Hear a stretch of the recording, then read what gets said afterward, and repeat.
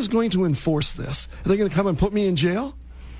No. Yeah, and if you can't or choose not to pay this, then not only will you be fined and punished, but you still won't have health care unless you get locked up. Then, of course, you can qualify. You have some of the best health care in the country. Yeah, when your block gets called or your number gets called in to see the nurse. But the position that you're taking now as a candidate, do you believe that come the primary, health care will still be a hot-button issue, or do you believe that jobs, the economy, all interconnected, will take precedence over the health care debate in the minds of voters? I think health care will be out there. It's a hot topic now because we've heard nothing other than health care for how many weeks and the vote. But, Steve, I've been in the political scene for 30 years as a student of politics. I love to follow the political scene and primarily the history of the presidents.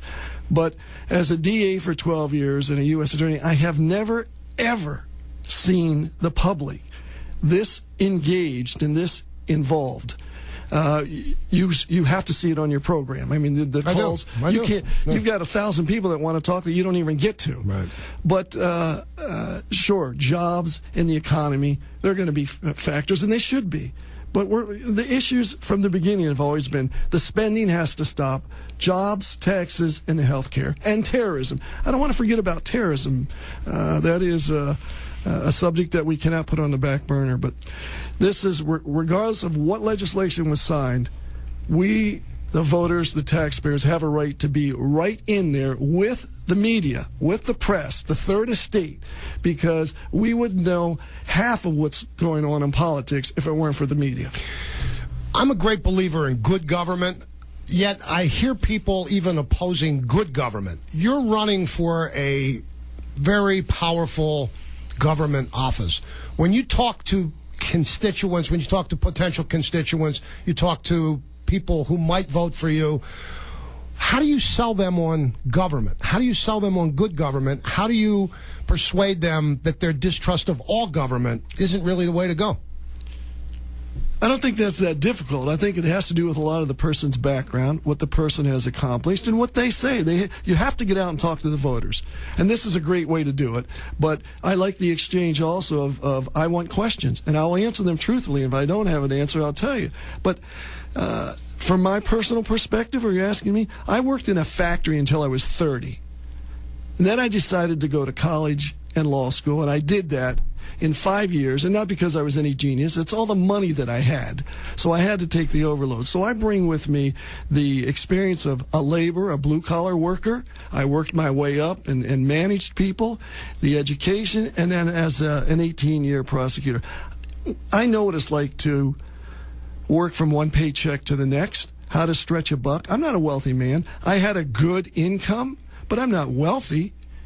But as a laborer, I see what people go through. I've seen what they've gone through, and I've been there, and I've done that.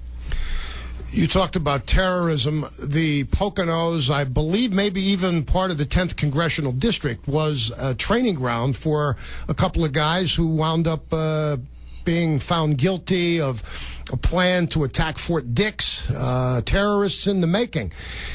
We've got two wars going on right now. Chris Carney is very active in talking about his military background, and I believe he's still with the Naval Reserves as an officer. How do you approach the two wars? What do you tell voters about Iraq, about Afghanistan?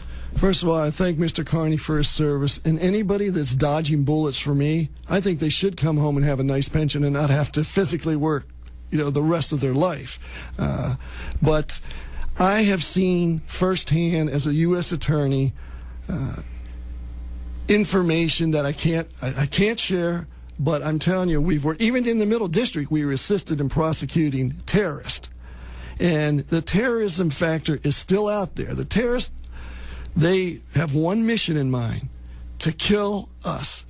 They want this country destroyed. Why? Because we are promoting democracy, and we will eventually take from the terrorist leaders the power that they have. You don't see Osama bin Laden or any of his aides strapping bombs on themselves, or any of their family members, do you? Who do they take advantage of? The weak, the poor, the feeble-minded. And my position on terrorism is very clear. First of all, they don't have constitutional rights. It's an insult to me that these killers have constitutional rights. They're enemy combatants. They need to be tried before a military tribunal at Guantanamo Bay, and once found guilty, executed. That's the only way these people understand.